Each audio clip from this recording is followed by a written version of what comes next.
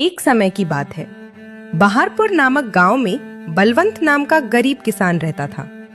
उसके घर में उसकी पत्नी प्रभा और एक 16 साल की लड़की एक साथ रहते थे। बलवंत को सिर्फ खेती करने आती थी। उसके अलावा उसने कोई और काम नहीं सीखा था।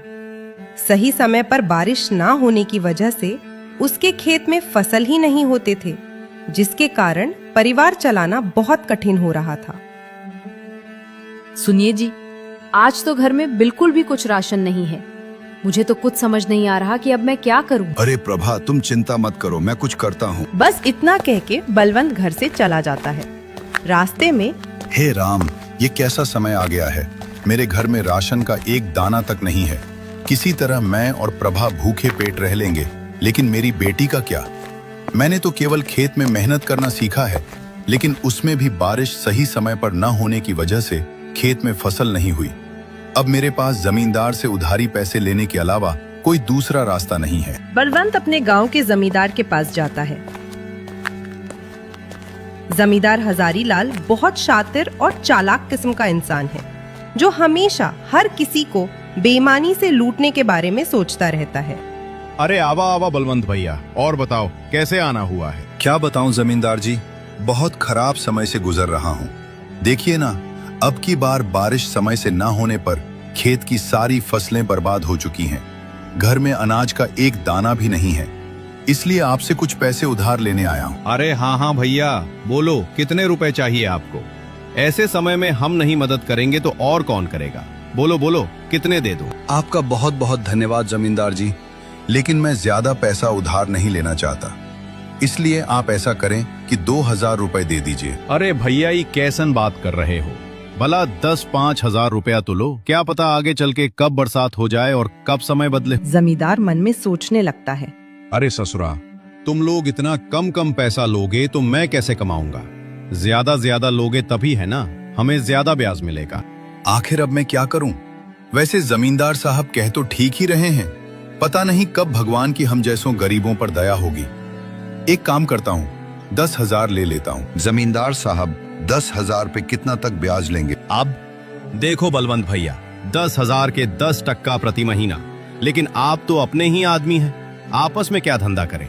चलो आप 8% दे देना। हे भगवान, 8% प्रति महीना तो हमारे लिए बहुत ही ज्यादा ब्याज है। ले तो लेंगे, लेकिन चुकाएंगे कैसे। अगर नहीं लूंगा तो बेटी चिंकी भूखी ही रहेगी। चलो ले ही लेता हूँ, अगर भगवान की यही मर्जी है तो यही सही। अरे बलवंत भैया, क्या हुआ, क्या सोच रहे हैं। ब्याज के बारे में तो नहीं सोच रहे हैं। हाँ जमींदार साहब, इतना ब्याज कैसे। अरे कौन हो, चिंता की बात नहीं है। देखिए आप तो अपने हैं, आराम से चुकाइएगा। कहिए क्या कहते हैं। अच्छा ठीक है, दे दीजिए। बलवंत उस जमींदार से 10,000 रुपया उधार लेकर चला जाता है। बलवंत जल्दी जल्दी बाजार से सामान लेके घर के लिए वापस आ जाता है। घर पहुंचते ही प्रभा बलवंत के हाथ में सामान देखकर खुश हो जाती है और कहती है, अजी ये सब सामान पैसे कहाँ से मिले जी? देखो प्रभा, मुझे पता है तुम मुझ पर गुस्सा करोगी, लेकिन मेरे पास और कोई चारा भी नहीं था। मैं समझ गई जी, आपने किसी से उधारी पैसे लिए होंगे, पर कोई बात नहीं, मैं भी वही सोच रही थी। लेकिन ऐसे समय में गांव में किसी के पास देने के लिए पैसे नहीं है, तो क्या आप जमींदार से उधारी पैसे लेके आए हो? हाँ प्रभा, लेकिन तुम चिंता मत करना, भगवान के घर देर है अंधेर नहीं। अभी इस वक्त मेरी बेटी से बढ़ के और कुछ नहीं है मेरे लिए। हाँ, आप कह तो सही रहे हो, लेकिन वो जमींदार बहुत चालाक और बेईमान है। वो बहुत ज्यादा ब्याज लेता है और समय पर पैसे ना देने पर खेत या घर छीन लेता है।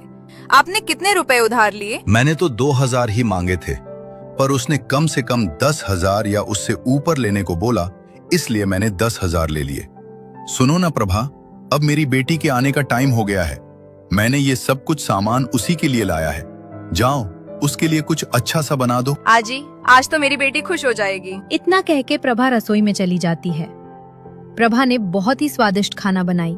खाने की खुशबू पूरे घर में महक रही थी। वाह प्रभा, आज तुम मेरी बेटी की मनपसंद खीर बना रही हो। दोपहर में चिंकी घर आ जाती है, अपना पसंदीदा खाना देखकर वो बहुत ही खुश हो जाएगी। दोनों लोग इतना बतिया ही रहे थे, तब तक उसकी बेटी चिंकी आ जाती है। बड़े दिनों बाद बलवंत के परिवार में आज सभी के चेहरे पर खुशी थी। माँ, बहुत तेज भूख लगी है, कुछ खाने को दे। खाना खाने के बाद चिंकी अपनी माँ से कहती है, माँ, खाना तो बहुत बहुत ज्यादा स्वादिष्ट था। आज तो सच में माँ, मजा आ गया। अच्छा पापा, मेरी सहेली ने आज मुझे बुलाया है। कह रही थी कि आज वह मुझे अपने पापा से मिलवाने वाली है, इसलिए मैं वहाँ जा रही हूँ। 1-2 घंटे में वापस आ जाऊंगी। ठीक है बेटी चिंकी, जाओ, लेकिन संभल के जाना और संभल के आना, ठीक है? हाँ पापा, आप फिक्र मत करो, मैं अच्छे से जाऊंगी और अच्छे से आऊंगी। इतना कह के चिंकी घर से निकल जाती है। भगवान, मैं जानती हूँ कि हमारे खेत में थोड़ा भी फसल नहीं हुआ है और मेरे पिताजी सिर्फ मेरे लिए पैसों का इंतजाम किए हैं। भगवान जी, कृपया कुछ ऐसा कीजिए कि मैं अपने माता पिता की चिंता दूर कर सकूं। चिंकी भगवान से प्रार्थना करती हुई अपनी सहेली के घर पर पहुंच जाती है। दरवाजे पर उसकी सहेली रोमा उसका इंतजार कर रही थी। अरे चिंकी, तू आ गई? आजा, अंदर आजा।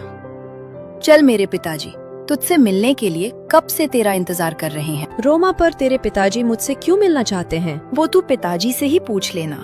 रोमा का घर काफी बड़ा और सुंदर था। उसके घर में उसके माता और पिताजी रहते थे। रोमा अपने पिताजी से अपनी सहेली चिंकी के बारे में बताती है कि उसके पिताजी बहुत कड़ी मेहनत करते हैं, खेत में घंटों काम करते हैं, लेकिन पैसे की वजह से परिवार में बहुत टेंशन है। आओ बेटी चिंकी, और बताओ कैसी हो? नमस्ते अंकल जी। नमस्ते आंटी जी। मैं ठीक हूँ, आप सभी कैसे हैं? खुश रहो बेटी, हम सब भी बहुत अच्छे हैं। मनोज चिंकी से 50 मिनट ऐसे ही उसके और उसके माता पिताजी के बारे में बातें करते हैं। और फिर बेटी चिंकी, तुम तो बहुत स्मार्ट लड़की निकली। बेटी, कल से तुम दोपहर में स्कूल से आके खाना खा के यहाँ चली आना। जी अंकल जी, अब मैं घर जाऊँ। लेकिन अंकल जी, घर पर भी थोड़ी बहुत काम कर लेती हूँ, जिससे माँ बापू की थोड़ी बहुत मदद हो जाती है। देखो बेटी चिंकी, पहले तो तुम ये टेंशन वेंशन छोड़ो। हाँ, एक काम करना, नहीं रहने दो। कल मैं खुद ही तुम्हारे घर आऊंगा, तुम्हारे घर, तुम्हारे पिताजी से भी मिल लूंगा और तुमसे भी। ठीक है अंकल जी, ठीक है। अच्छा, तो मैं अब चलती हूँ, पिताजी घर पर परेशान हो रहे होंगे। ठीक है बेटी, ध्यान से संभल के जाना। जी अंकल, मैं एकदम संभल के जाऊंगी। उतने में रोमा की मम्मी बोली, बेटी चिंकी, ये लेती जाओ, घर पे खा लेना। नहीं आंटी, इसे मैं नहीं ले सकती। अरे बेटी, ले लो, देखो तुम्हारी सुशीला आंटी कितने प्यार से दे रही है। चिंकी वो थैली ले लेती है, पर उसे समझ नहीं आता कि रोमा के पिताजी उसके पिताजी से क्यों मिलना चाहते हैं। मनोज अंकल तो बहुत अच्छे हैं, उन्होंने मुझसे कितने प्यार से बात किए, और आंटी भी बहुत अच्छी हैं। उन्होंने मेरा कितना ख्याल रखा, पर वो मेरे पिताजी से क्यों मिलना चाहते हैं? यही सब सोचते हुए चिंकी घर पहुंची और उसने रोमा के माता और पिताजी के बारे में अपने माता पिता से बताया। देखो प्रभा, हमारी बेटी चिंकी को कितनी अच्छी सहेली मिली है। चलो बेटी, ठीक है, तो कल आएंगे रोमा के पिताजी। हाँ पिताजी। अगले दिन दोपहर में रोमा अपने पापा को चिंकी के घर ले आती। अरे बेटी चिंकी, घर में नहीं बुलाओगी? भाई साहब, चिंकी अंदर है, मैं उसकी माँ हूँ, आइए अंदर आइए। अरे जी देखो, हमारी चिंकी की सहेली और उनके पापा आए हैं। चिंकी फट से सोमा के पापा के लिए दूध वाली चाय बनाकर ले आती है।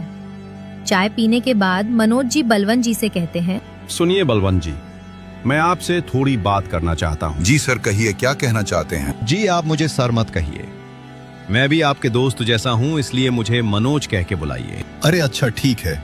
मनोज जी बोलिए, आप क्या कहना चाहते हैं? मनोज बलवंत को घर से थोड़ा बाहर ले जाकर कहते, बलवंत जी, मेरी बेटी रोमा चिंकी को अपनी बहुत अच्छी सहेली मानती है। उसने मुझे बताया कि चिंकी बहुत समझदार और अच्छी लड़की है, पर गरीबी के कारण से वो पढ़ाई छोड़ने की बातें कर रही थी। भगवान की दया से अब जाकर हमारी बेटी रोमा खुश रहने लगी है। उसका सबसे बड़ा कारण आपकी बेटी चिंकी है। नहीं तो पहले वो सिर्फ अकेली ही रहती थी, क्योंकि उससे कोई दोस्ती ही नहीं करना चाहते थे। अब चूंकि आपके रोमा के कारण से मेरी बेटी खुश है, इसीलिए मैं उसकी पढ़ाई की फीस भरना चाहता हूँ। आप अब टेंशन भूल जाइए, समझे? बलवंत की आंखों में आंसू आ जाते हैं। आपका बहुत बहुत धन्यवाद मनोज जी, आपने मेरी चिंता दूर कर दी। बस उस दिन से चिंकी की पढ़ाई की चिंता दूर हुई। अब चिंकी रोमा के घर खेलने जाने लगी। ऐसे ही एक दिन रोमा के पापा कहते हैं, बेटा तुम दोनों बताओ, तुम में से कौन शेयर मार्केट के बारे में जानता है? चिंकी बेटी, पहले तुम बताओ। अंकल, मैं शेयर मार्केट के बारे में पहली बार सुन रही हूँ। ये क्या होता है? और पापा, मैं बस इतना जानती हूँ कि शेयर मार्केट में शेयर खरीदा और बेचा जाता है। अच्छा सुनो, अब कल से तुम दोनों मेरे साथ आधा घंटा बैठोगी।